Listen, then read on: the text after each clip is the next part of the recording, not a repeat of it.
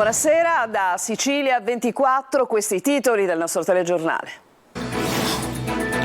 Nuova rissa nel Palermitano, botte da orbi nel Luna Park di Sferracavallo tra una decina di persone e il terzo episodio di violenza per futili motivi. Decreto sicurezza, ancora scontro fra governo e magistrati dopo la decisione del Tribunale di Catania che smonta la stretta sui migranti.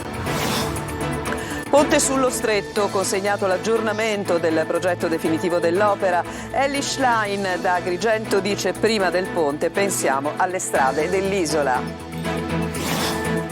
Rifiuti, il Comune di Catania cerca soluzioni per uscire dall'emergenza, saranno realizzate diverse isole ecologiche in pieno centro, alcuni residenti si oppongono. Ed è messinese l'arancino più grande del mondo, con 56 kg la specialità siciliana entra nel Guinness dei primati, superando il precedente record del 2019 a Catania.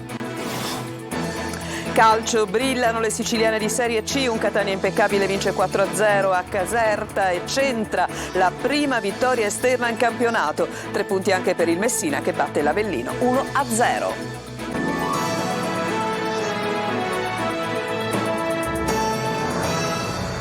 Ancora ben trovati da Sicilia 24, nuova rissa a Sferracavallo, una nota borgata marinara del Palermitano dove si è tenuto uno scontro tra una decina di persone all'interno di un Luna Park allestito in occasione della festa del Rione. 3 sabati consecutivi di violenza dovuta molto spesso a futili motivi. Sentiamo Manlio Viola. Terza rissa in 3 settimane, terzo sabato di fila di tensione, paura e botte a Sferracavallo, borgata marinara del Palermitano. L'area sembra essersi trasformata in un Far West che nessuno sembra più in grado di contenere e i festeggiamenti per i santi Cosma e Damiano si sono trasformati più in incontri di pugilato che altro. Ieri sera l'ultimo caos è scoppiato all'interno del Luna Park, realizzato in occasione proprio dei festeggiamenti dei santi padroni della borgata. Una decina di persone se ne sono date di santa ragione. Ad essere coinvolti sarebbero stati 2 gruppi di giovani davanti agli occhi delle famiglie, bambini compresi. Solo l'arrivo delle forze dell'ordine ha riportato la calma. La storia si ripete, come la settimana scorsa lanci di sedie e caos si erano verificati durante la serata I 40 che ballano i 90 a Piazza Becadelli, uno spettacolo di musica anni 90. In quel caso la rissa sarebbe scoppiata fra ambulanti e poi avrebbe coinvolto un ristoratore ed un abusivo sarebbe rimasto ferito alla nuca con un colpo di sedia.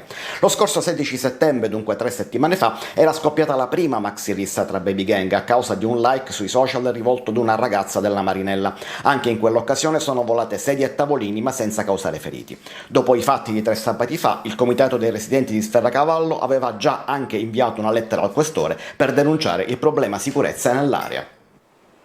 È un cadavere, probabilmente di un migrante, è stato avvistato nelle acque antistanti Punta Bianca a Lampedusa. La motovedetta della Capitaneria di Porto non riesce a raggiungerlo perché la costa è frastagliata. I militari si stanno coordinando con i vigili del fuoco per capire se sarà possibile procedere via terra. E sale di tono lo scontro fra il governo e i magistrati dopo la decisione del Tribunale di Catania che di fatto mette in discussione la legittimità delle nuove procedure di frontiera che sono legate al cosiddetto decreto Cutro. Sentiamo Manlio Viola. Ringrazio Dio e il giudice. Ha reagito così uno dei 3 migranti attualmente nell'hotspot di Pozzallo, per i quali era stato disposto il trattenimento per 28 giorni in base al decreto Cutro per analizzare la richiesta dello status di rifugiato. Lui, come gli altri 2, adesso ha in tasca l'attestato nominativo di richiedente asilo e confessa che il suo era un rientro irregolare in Italia. Ero già venuto in questo paese 2 anni fa, sempre su un barcone, ma quella volta non ero riuscito ad attivare la richiesta di protezione internazionale, dice il tunisino di 31 anni, che è arrivato a Lampedusa il 20 settembre scorso e poi è stato trasferito a Pozzallo. Per lui il Tribunale di Catania ha disposto il non trattenimento. Parte così dalla Sicilia lo scontro fra magistratura e governo. Ad essere messo in discussione è il trattenimento dei richiedenti asilo provenienti dai cosiddetti paesi sicuri, che sono in attesa dell'esito della procedura di frontiera accelerata e la relativa cauzione di 5.000 euro per rimanere in libertà stabiliti proprio dal decreto Cutro. Secondo il giudice la procedura di legge è illegittima e confligge con la normativa dell'Unione europea, oltre a non essere in linea con i principi costituzionali. Il ministro Matteo Salvini sui social attacca: serve una profonda riforma della giustizia, mentre a difendere il provvedimento del giudice etneo tutta l'opposizione, con i radicali che si spingono fino a dire che il giudice ha fermato l'escalation razzista. La decisione del magistrato Iolanda Apostolico è arrivata appena 5 giorni dopo l'inaugurazione della stessa struttura di Pozzallo, una parte della quale, circa 80 posti, è destinata proprio ad ospitare le persone sottoposte alla procedura di frontiera accelerata. Il ministro dell'Interno annuncia che ricorrerà contro la decisione del Tribunale di Catania, sottoporrà dunque al vaglio di un altro giudice la fondatezza dei richiami giuridici contenuti nel provvedimento, ma la battaglia, oltre che legale, sarà, come già è, certamente politica. E torniamo a parlare del ponte sullo Stretto, perché il consorzio Eurolink ha consegnato nei tempi previsti l'aggiornamento del progetto definitivo per la realizzazione dell'opera. L'obiettivo resta dunque quello di avviare i cantieri entro l'estate del 2024. Francesco Triolo.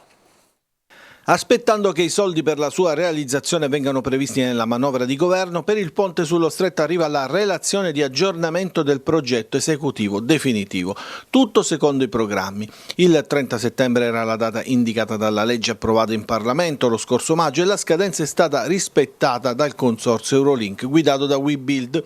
L'aggiornamento riguarda sia il ponte che le opere di collegamento stradale e ferroviario. Inizia così ufficialmente la fase esecutiva della progettazione. L'impianto sostanziale resta immutato, ma ci sono modifiche imposte dagli aggiornamenti dei materiali, dalle nuove norme tecniche per le costruzioni, alla modellazione geologica e caratterizzazione geotecnica, dai necessari adeguamenti alle nuove leggi in materia di sicurezza e ai manuali tecnici di progettazione, alle prescrizioni ambientali, dall'evoluzione tecnologica dei materiali di costruzione alle tecniche costruttive. L'aggiornamento riguarda anche gli studi di impatto e di incidenza ambientale e la realizzazione paesaggistica. Con il rispetto dei tempi l'obiettivo rimane quello di avviare i cantieri nell'estate del 2024 in linea con le indicazioni ricevute dal Ministro delle Infrastrutture Matteo Salvini, ha detto il Presidente della Società Stretto di Messina Pietro Ciucci. La stessa società adesso sarà chiamata ad aggiornare lo studio di traffico, l'analisi costi-benefici, il piano economico-finanziario con la definizione dell'ammontare degli investimenti e dei costi di gestione e la relazione di sostenibilità, ma occorrerà prevedere i fondi, 12 miliardi che secondo il Ministro delle Infrastrutture Matteo Salvini saranno spalmati da qui al 2032, data prevista di ultimazione. E da Agrigento, dove si è tenuta appunto la festa dell'unità, ha parlato del ponte anche Elly Schlein, ha parlato anche di altro nell'intervista che seguirete tra poco, realizzata da Luca Ciliberti. Segretario, il Presidente del Consiglio dice di aver varato una manovra che è a favore dei ceti più deboli e soprattutto che lotta alla povertà. Che ne pensi? Ma penso che finora in un anno di governo Meloni hanno colpito i poveri anziché colpire la povertà. L'hanno fatto cancellando con un SMS il reddito di cittadinanza, l'hanno fatto cancellando 330 milioni di fondo per l'affitto. Erano quelli che facevano i video, come Giorgia Meloni, contro le accise e durante il loro governo le accise sono aumentate. Il costo della benzina questo settembre è arrivato a 2 euro. Questo ha messo in difficoltà molte famiglie e di provvedimenti ancora non ne abbiamo visto in concreto. Quindi li aspettiamo a vedere concretamente dove mettono le risorse. In Sicilia, forse più che nel resto d'Italia, viviamo due problemi con la sanità, le liste d'attesa e l'immigrazione sanitaria, ancora oggi. Non è accettabile avere liste d'attesa che durano 2-3 anni, persone che non riescono a prenotarsi un appuntamento e rinunciano a curarsi, soprattutto le persone più fragili, le persone più povere. Noi chiediamo che ci siano più risorse sulla sanità pubblica universalistica. È bastato un anno al governo di Giorgia Meloni per invertire il trend di crescita del Fondo Sanitario Nazionale. Mettiamo lì le risorse della manovra, perché le persone stanno rinunciando a curarsi e non è accettabile, perché nei reparti manca il personale e non lo possiamo accettare, perché anche questo si traduce in tagli dei servizi e in privatizzazione. Salvini va ancora sbandierando l'inizio della costruzione del ponte sullo Stretto di Messina per l'anno prossimo. Ma io lo inviterei a fare anche solo la Palermo-Agrigento che io ho fatto oggi. Mi hanno detto 12 anni di costruzione e ancora stanno facendo i lavori. Non è accettabile la situazione attuale della mobilità in una regione che quest'estate ha avuto anche il dramma dei roghi. Allora è adesso che serve investire risorse sulle infrastrutture che mancano, le strade anche interne, le infrastrutture ferroviarie, altro che il progetto del ponte, che il progetto di Salvini è già obsoleto, costosissimo e chissà quando lo vedranno eventualmente i siciliani. Ma sull'oggi il ministro Salvini che cosa investe? Nulla. E un sit-in per dire no alla mafia si è svolto questa mattina presso la Villa Falcone Borsellino di Castelvetrano, il paese di cui era originario Matteo Messina Denaro. L'iniziativa è stata dell'avvocato Giovanni Licausi e condivisa dai sindaci di Campobello di Mazzara, Giuseppe Castiglione, e di Castelvetrano, Enzo Alfano. Erano presenti poco più di 100 persone, tra cui assessori, consiglieri comunali, parenti di vittime di mafia e Giuseppe Cimarosa, il regista di teatro equestre, parente di Matteo Messina Denaro, che ha preso le distanze da tempo dalla famiglia. Adesso ci fermiamo, c'è una pausa, torniamo tra poco.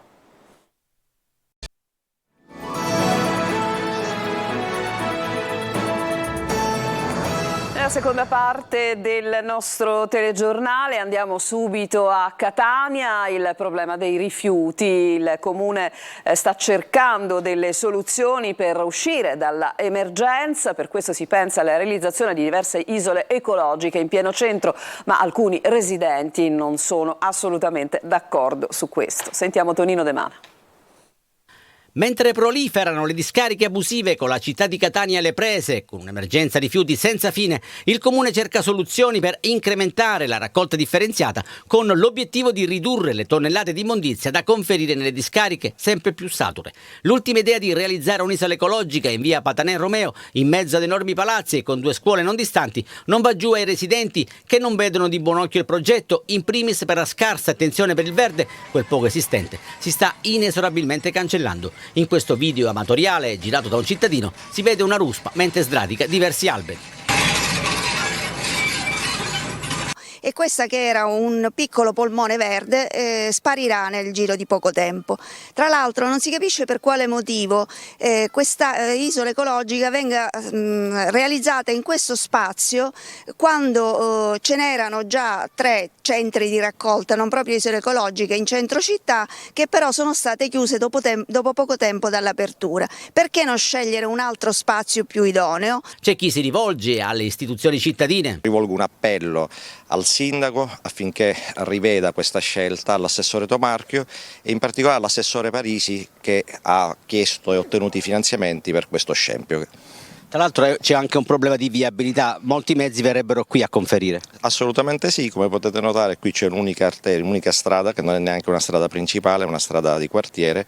È una zona molto trafficata. Da via Patanè Romeo a via Vagliasindi il passo è breve. Qui invece una discarica abusiva a cielo aperto è attiva H24, specie nelle ore notturne, quando gente senza scrupoli scarica di tutto, senza controllo e senza ritegno.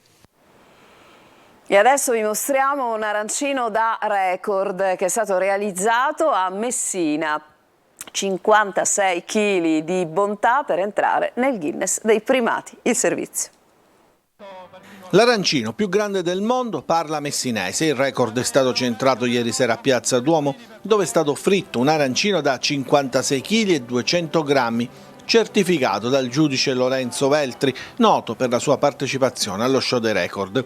A realizzarlo sono stati Stefano e Davide Ferro della Rosticceria Panillo, che hanno poi devoluto il grande arancino alle mense dei poveri di Sant'Antonio e della Beata Eustochia. Per loro una grande emozione. C'è un'emozione e soprattutto una soddisfazione che ci ha tenuto in un brivido dalla costruzione al trasporto fino a qua, alla frittura, a tutto, ma grazie a Messina, grazie a tutti ce l'abbiamo fatta. L'emozione non si contava la paura, il cuore piccolino per la paura di cadere, che qualcosa andasse storto. Ma ringraziando a tutti ce l'abbiamo fatta ed è stata una soddisfazione immensa poter portare questo arancino qua agli occhi di tutta Messina. Superato il precedente record di 37,2 kg appartenente ai cuochi catanesi Carlo Cannavò, Francesco Spampinato e Orazio Gravagna, sotto gli occhi di tantissima gente che ha gremito una piazza Duomo che si è trasformata in un parco gastronomico, dove è stato possibile anche degustare un nuovo arancino, il Messenion, realizzato con gli ingredienti provenienti dai comuni di Messina, Galati Mamertino, Giardini in Naxos, Montalbano e Licona, Novara dei Sicili e Tripi, un progetto voluto dal Comune e da Confcommercio che intende dare seguito al programma di valorizzazione del brand Messina. Prima di fermarci ancora per una pausa e andare allo sport, un'ultima dalle agenzie: il cadavere avvistato nel pomeriggio nelle acque antistanti a Punta Laimo a Lampedusa, appunto la notizia che avevamo dato quasi in apertura del nostro telegiornale, è stato recuperato dai militari della Guardia di Finanza. Il corpo è in fase di saponificazione in acqua da diversi giorni, manca delle braccia e della testa. La polizia scientifica è intervenuta in ausilio per un'ispezione che è tuttora in corso al Molo Favarolo. Adesso ci fermiamo e per l'appunto al rientro il calcio.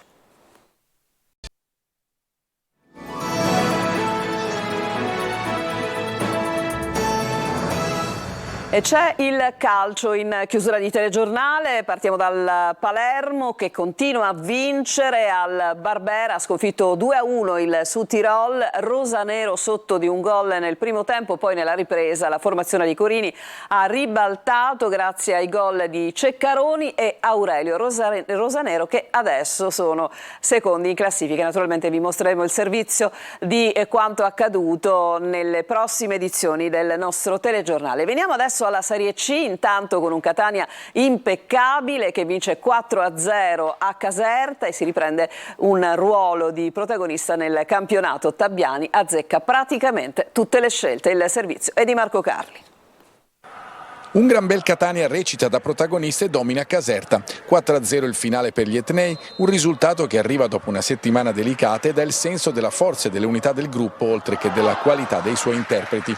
Tabbiani indovina tutte le mosse, schiera nuovamente Quaini davanti alla difesa. L'approccio è da squadra affamata, con una punta di genio però, perché Chiricò decide di scrivere la storia della neonata società e dei colori rossazzurri con un gol da cineteca. Dalla propria metà campo fa partire un tracciante che illumina ulteriormente la giornata di sole casertano. Venturi è pescato fuori dalla porta ed è 1-0 per i rossazzurri che giocano in maglia bianca. Un autentico Eurogol che va apprezzato ancora. Dopo tanti pali e traverse in avvio di campionato arriva anche questa bellezza.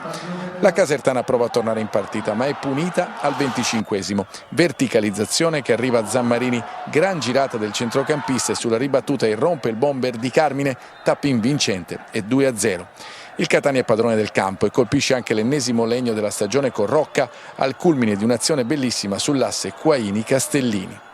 Il più bel primo tempo della stagione della squadra di Tabbiani fa da preludio ad un avvio di ripresa ancora migliore. Cangelosi corre ai ripari e cambia 5 giocatori, ma a segnare è sempre il Catania. Prima con Di Carmine che riceve palla al limite e fulmina ancora Venturi.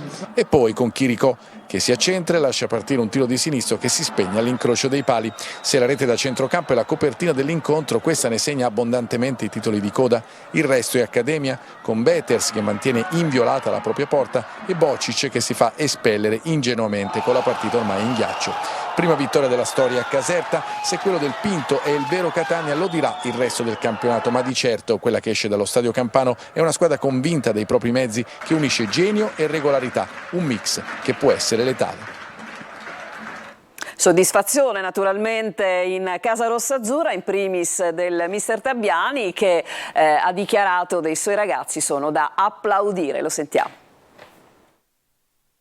Io penso che i ragazzi oggi veramente meritino un applauso perché non era facile venire qua e aggredire la partita in questo modo. Sin dall'inizio si è capito che volevamo avere predominio, volevamo cercare di trovare il gol. Abbiamo avuto veramente tante situazioni, quello che magari non riesce in una partita o in due partite cerchi di lavorare molto su quell'aspetto che magari sei venuto a mancare prima. Le squadre si costruiscono in questo modo, quando dicono che hanno vantaggio quelle che iniziano già dall'anno precedente è semplicemente perché tanti dettagli sono già dentro il gruppo. Noi li stiamo mettendo avendo qualità, avendo anche una grande, perché qui parliamo tanto della qualità individuale che è alta, ma anche le qualità morali, perché oggi hanno veramente, non oggi, perché l'hanno fatta anche lunedì, perché dopo il gol subito hanno reagito, è un gruppo che ha anche valori umani importanti, se no si sarebbe sbriciolato oggi, ma probabilmente si sarebbe sbriciolato anche lunedì, quindi questo è un altro aspetto positivo, aumenterà tutto sempre di più, con qualche passaggio a vuoto come è normale che